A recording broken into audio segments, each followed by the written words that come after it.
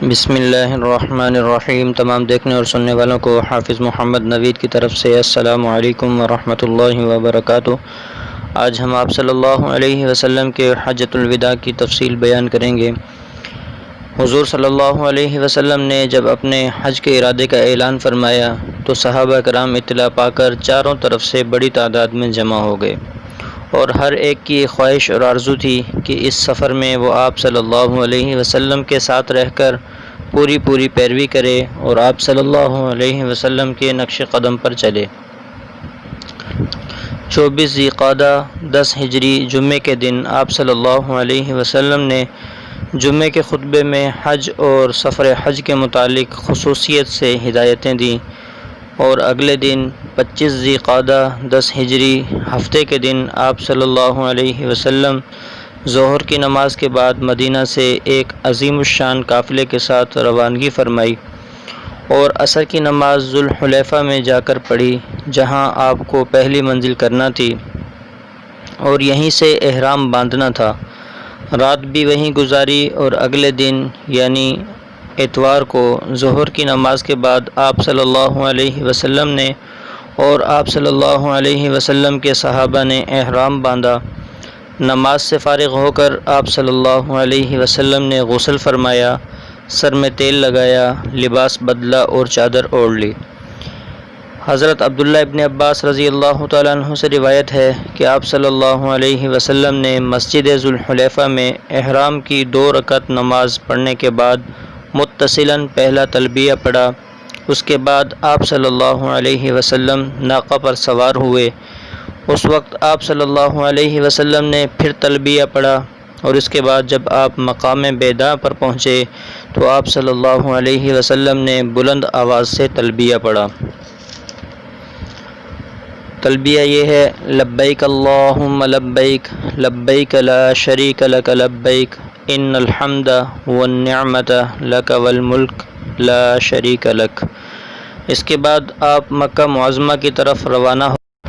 9ویں دن 4 ذی الحجہ کو آپ صلی اللہ علیہ وسلم مکہ معظمہ میں داخل ہوئے۔ اس سفر میں آپ صلی اللہ علیہ وسلم کے ساتھ حج کرنے والوں کی تعداد مختلف روایتوں میں 40,000 سے لے کر 1,30,000 تک بیان کی گئی ہے۔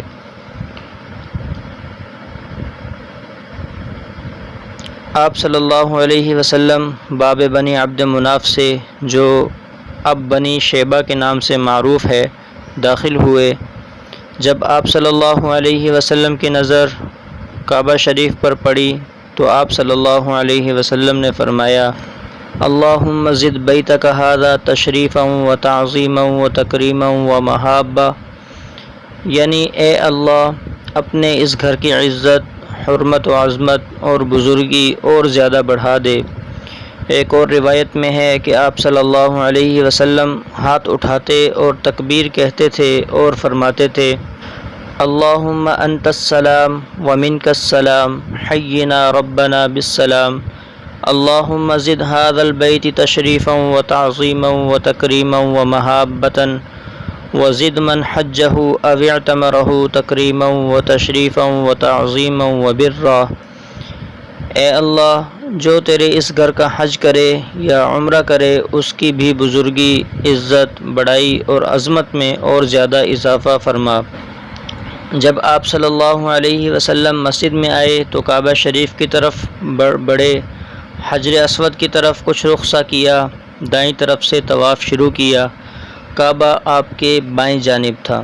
بیت اللہ پہنچ کر آپ صلی اللہ علیہ وسلم نے سب سے پہلے حجر اسود کا استلام کیا، پھر آپ صلی اللہ علیہ وسلم نے طواف شروع کیا، جس میں 3 چکروں میں آپ صلی اللہ علیہ وسلم نے رمل کیا، یعنی وہ خاص چال چلے جس میں قوت و شجاعت کا اظہار ہوتا ہے، اور باقی 4 چکروں میں اپنی عادت کے مطابق چلے۔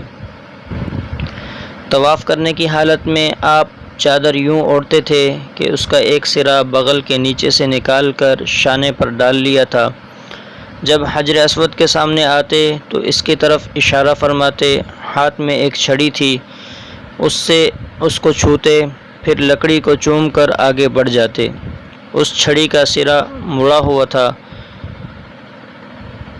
آپ صلی اللہ علیہ وسلم جب رکن یمانی کو چھوتے تھے تو فرماتے تھے بسم اللہ واللہ اکبر، اور جب حجر اسود کے پاس آتے تو فرماتے اللہ اکبر۔ پھر طواف کے 7 چکر پورے کر کے آپ صلی اللہ علیہ وسلم مقام ابراہیم کی طرف بڑھے اور یہ آیت تلاوت فرمائی واتخذوا من مقام ابراہیم مصلی، اور مقام ابراہیم کے پاس نماز ادا کرو۔ پھر اس طرح کھڑے ہو کر کہ مقام ابراہیم آپ صلی اللہ علیہ وسلم کے اور بیت اللہ کے درمیان تھا۔ آپ صلی اللہ علیہ وسلم نے 2 رکعت نماز پڑھی۔ حضرت امام جعفر صادق رحمۃ اللہ علیہ بیان کرتے ہیں کہ میرے والد ذکر کرتے تھے کہ ان 2 رکعتوں میں آپ صلی اللہ علیہ وسلم نے قل یا ایھا الکافرون اور قل ھو اللہ احد کی تلاوت فرمائی۔ اس کے بعد آپ صلی اللہ علیہ وسلم حجر اسود کی طرف واپس آئے اور پھر اس کا استلام کیا۔ پھر ایک دروازے سے سعی کے لیے صفا پہاڑی کی طرف چلے گئے اور اس کے بالکل قریب پہنچ کر آپ صلی اللہ علیہ وسلم نے یہ آیت تلاوت فرمائی ان الصفا والمروۃ من شعائر اللہ، بلا شبہ صفا اور مروہ اللہ کے شعائر میں سے ہیں جن کے درمیان سعی کا حکم ہے۔ اس کے بعد آپ صلی اللہ علیہ وسلم نے فرمایا میں اس صفا سے سعی شروع کرتا ہوں جس کا ذکر اللہ تعالی نے اس آیت میں پہلے کیا ہے۔ چنانچہ آپ صلی اللہ علیہ وسلم پہلے صفا پر آئے اور اس حد تک اس کی بلندی پر چڑھ گئے کہ بیت اللہ آپ صلی اللہ علیہ وسلم کی نظر کے سامنے آ گیا۔ اس وقت آپ صلی اللہ علیہ وسلم قبلہ کی طرف رخ کر کے کھڑے ہو گئے اور اللہ تعالیٰ کی تکبیر و تمجید میں مصروف ہو گئے۔ آپ صلی اللہ علیہ وسلم نے پڑھا لا الہ الا اللہ وحدہ لا شریک لہ لہ الملک ولہ الحمد وہو علی کل شیء قدیر، لا الہ الا اللہ وحدہ انجز وعدہ ونصر عبدہ وحزم الاحزاب وحدہ۔ ترجمہ: اللہ کے سوا کوئی عبادت کے لائق نہیں، وہی تنہا معبود اور مالک ہے، کوئی اس کا شریک نہیں، ساری کائنات پر اسی کی فرما روائی ہے اور حمد و ستائش اسی کا حق ہے اور ہر چیز پر قادر ہے، وہی تنہا معبود اور مالک ہے۔ اس نے مکہ پر اور سارے عرب پر اقتدار بخشنے اور اپنے دین کو سربلند کرنے کا اپنا وعدہ پورا فرمایا۔ اپنے بندے کی اس نے بھرپور مدد فرمائی اور کفر و شرک کی لشکروں کو تنہا اس نے شکست دے دی۔ آپ صلی اللہ علیہ وسلم نے 3 دفعہ یہ کلمات فرمائے اور ان کے درمیان دعا کی۔ اس کے بعد آپ صلی اللہ علیہ وسلم اتر کر مروہ کی جانب چلے، یہاں تک کہ آپ صلی اللہ علیہ وسلم کے قدم وادی کے نشیب میں پہنچے تو آپ صلی اللہ علیہ وسلم کچھ دوڑ کر چلے۔ پھر آپ صلی اللہ علیہ وسلم جب نشیب سے تو اپنی عام رفتار کے مطابق چلے، یہاں تک کہ مروہ پہاڑی پر پہنچ گئے۔ پھر آپ صلی اللہ علیہ وسلم نے یہاں آ کر بالکل وہی کیا جو صفا پر کیا تھا، یعنی وہی سب کلمات ادا فرمائے، یہاں تک کہ آپ صلی اللہ علیہ وسلم نے آخری 7واں پھیرا پورا فرما لیا اور مروہ پر پہنچ گئے۔ پھر جب یوم الترویہ یعنی 8 ذو الحجہ کا دن ہوا تو آپ صلی اللہ علیہ وسلم اپنی ناقہ پر سوار ہو کر مینا کی طرف چلے۔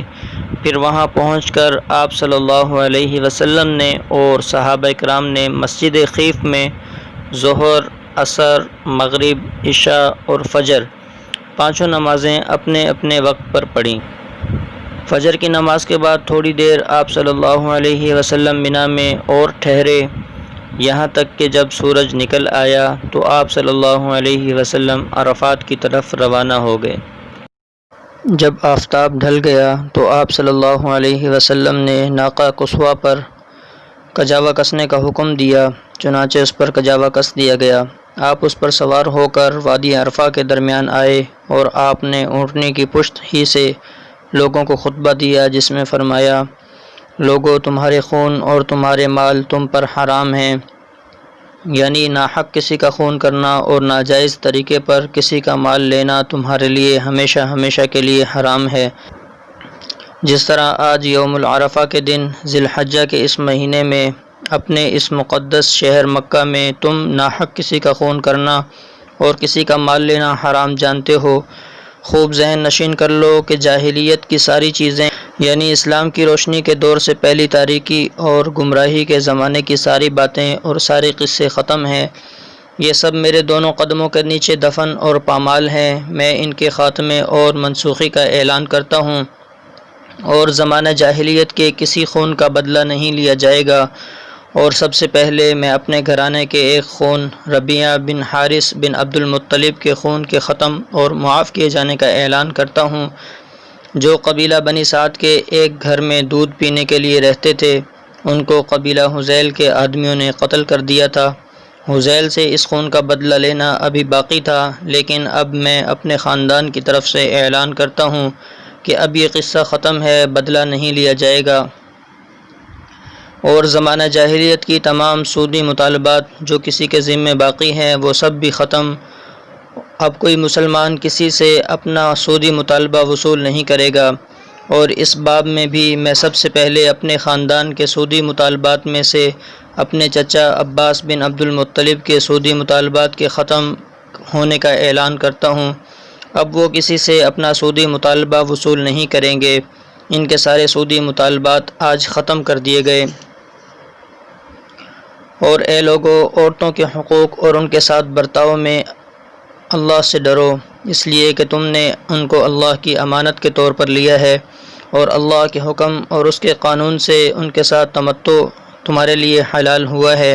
اور تمہارا خاص حق ان پر یہ ہے کہ جس آدمی کا گھر میں آنا اور تمہاری جگہ اور تمہارے بستر پر بیٹھنا تم کو پسند نہ ہو، وہ اس کو اس کا موقع نہ دیں، لیکن اگر وہ یہ غلطی کریں تو تم تنبیہ اور آئندہ سد باب کے لیے اگر کچھ سزا دینا مناسب سمجھو، ان کو کوئی ہلکی سی سزا دے سکتے۔ ان کا خاص حق تم پر یہ ہے کہ اپنے مقدور اور حیثیت کے مطابق ان کے کھانے پہننے کا بندوبست کرو۔ اور میں تمہارے لیے وہ سامان ہدایت چھوڑ رہا ہوں کہ اگر تم اس سے وابستہ رہے اور اس کی پیروی کرتے رہے تو پھر تم کبھی گمراہ نہیں ہوگے۔ وہ ہے کتاب اللہ، اور قیامت کے دن اللہ تعالیٰ کی طرف سے تم سے میرے متعلق پوچھا جائے گا کہ میں نے تم کو اللہ کی ہدایت اور اس کے احکام پہنچائے یا نہیں، تو بتاؤ وہاں تم کیا کہو گے اور کیا جواب دو گے؟ حاضرین نے عرض کیا کہ ہم گواہی دیتے ہیں اور قیامت کے دن بھی گواہی دیں گے کہ آپ صلی اللہ علیہ وسلم نے اللہ تعالیٰ کا پیغام اور اس کے احکام ہم کو پہنچا دیے، اور رہنمائی اور تبلیغ کا حق ادا کر دیا، اور نصیحت اور خیرخواہی میں کوئی دقیقہ اٹھا نہ رکھا۔ اس پر آپ صلی اللہ علیہ وسلم نے اپنی شہادت کی انگلی آسمان کی طرف اٹھاتے ہوئے اور لوگوں کے مجمع کی طرف اشارہ کرتے ہوئے 3 دفعہ فرمایا، اللہم اشہد، اللہم اشہد، اللہم اشہد، یعنی اے اللہ تو گواہ رہ کہ میں نے تیرا پیغام اور تیرے احکام تیرے بندوں تک پہنچا دیے، اور تیرے یہ بندے اقرار کر رہے ہیں۔ اس کے بعد آپ صلی اللہ علیہ وسلم کے حکم سے حضرت بلال رضی اللہ تعالیٰ عنہ نے اذان دی، پھر اقامت کہی، اور آپ صلی اللہ علیہ وسلم نے ظہر کی نماز پڑھائی۔ اس کے بعد پھر حضرت بلال رضی اللہ تعالیٰ عنہ نے اقامت کہی، اور آپ صلی اللہ علیہ وسلم نے عصر کی نماز پڑھائی۔ جب ظہر اور عصر کی نماز ایک ساتھ بلا فصل پڑھ چکے تو اپنی ناقہ پر سوار ہو کر آپ صلی اللہ علیہ وسلم میدان عرفات میں خاص وقوف کی جگہ پر تشریف لائے، اور اپنی ناقہ قصوہ کا رخ آپ صلی اللہ علیہ وسلم نے اس طرف کر دیا جدھر پتھر کی بڑی بڑی چٹانیں ہیں، اور پیدل مجمع کو آپ صلی اللہ علیہ وسلم نے اپنے سامنے کر لیا، اور آپ صلی اللہ علیہ وسلم قبلہ رو ہو گئے اور وہیں کھڑے رہے یہاں تک کہ غروب آفتاب کا وقت آ گیا۔ اور شام کے آخری وقت میں فضا میں جو زردی ہوتی ہے وہ زردی بھی ختم ہو گئی اور آفتاب بالکل ڈوب گیا، تو آپ صلی اللہ علیہ وسلم عرفات سے مزدلفہ کے لیے روانہ ہوئے۔ یہاں پہنچ کر آپ صلی اللہ علیہ وسلم نے مغرب اور عشاء کی نمازیں ایک ساتھ پڑھیں، اور ان دونوں نمازوں کے درمیان آپ صلی اللہ علیہ وسلم نے سنت یا نفل کی رکعتیں بالکل نہیں پڑھیں۔ اس کے بعد آپ صلی اللہ علیہ وسلم لیٹ گئے اور لیٹے رہے یہاں تک کہ صبح صادق کے ظاہر ہوتے ہی اذان اور اقامت کے ساتھ نماز فجر ادا کی۔ اس کے بعد آپ صلی اللہ علیہ وسلم مشعر حرام کے پاس آئے۔ یہ ایک بلند ٹیلہ سا تھا، مزدلفہ کے حدود میں اب بھی یہی صورت ہے، اور وہاں نشانی کے طور پر ایک عالیشان مسجد بنا دی گئی ہے۔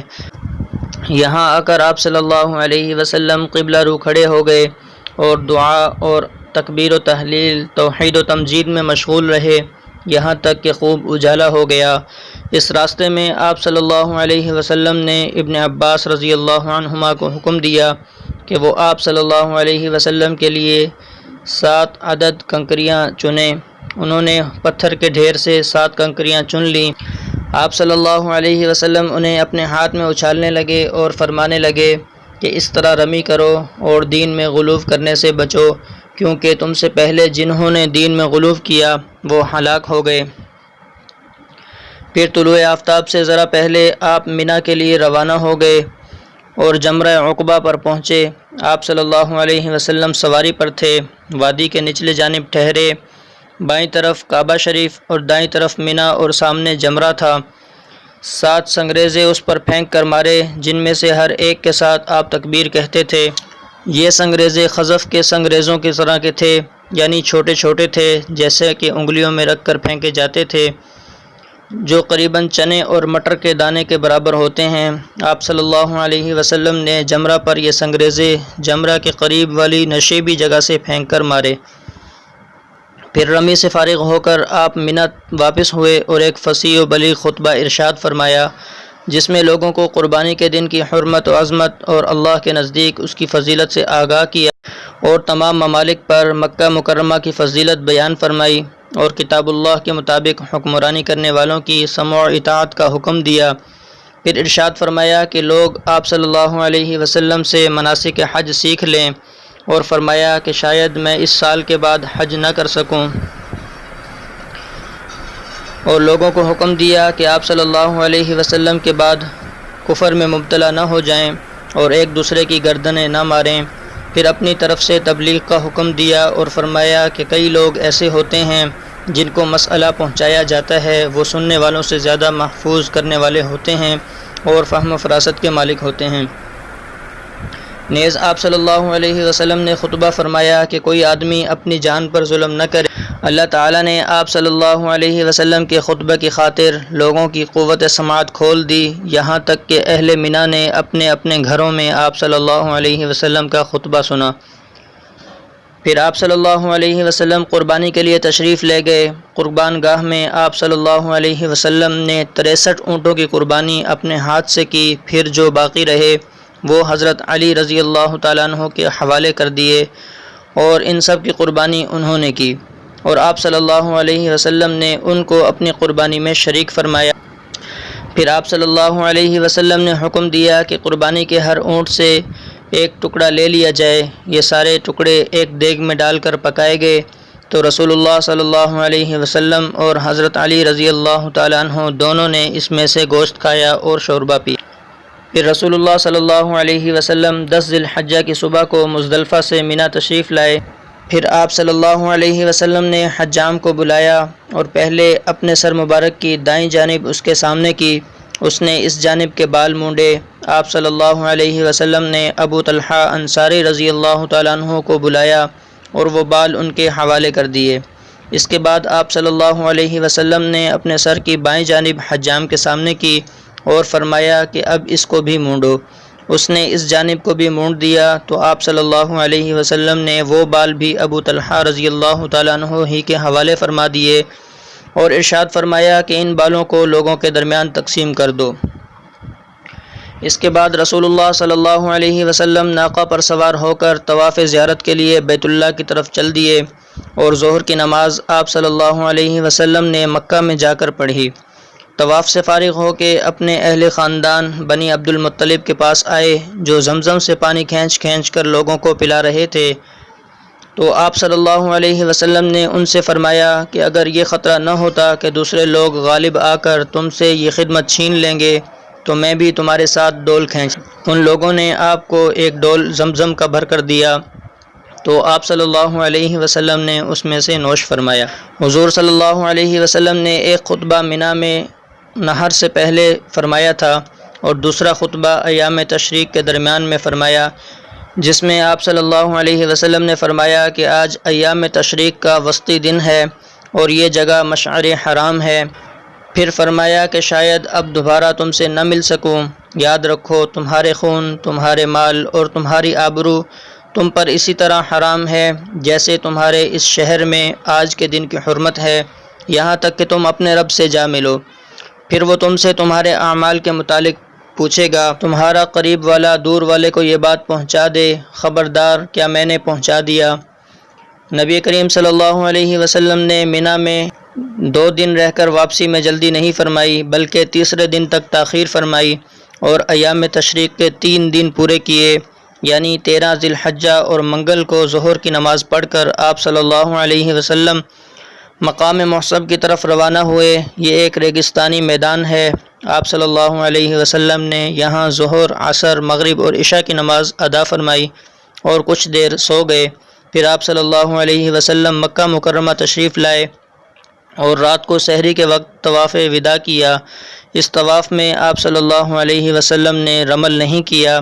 پھر آپ صلی اللہ علیہ وسلم مدینہ منورہ کے لیے روانہ ہو گئے۔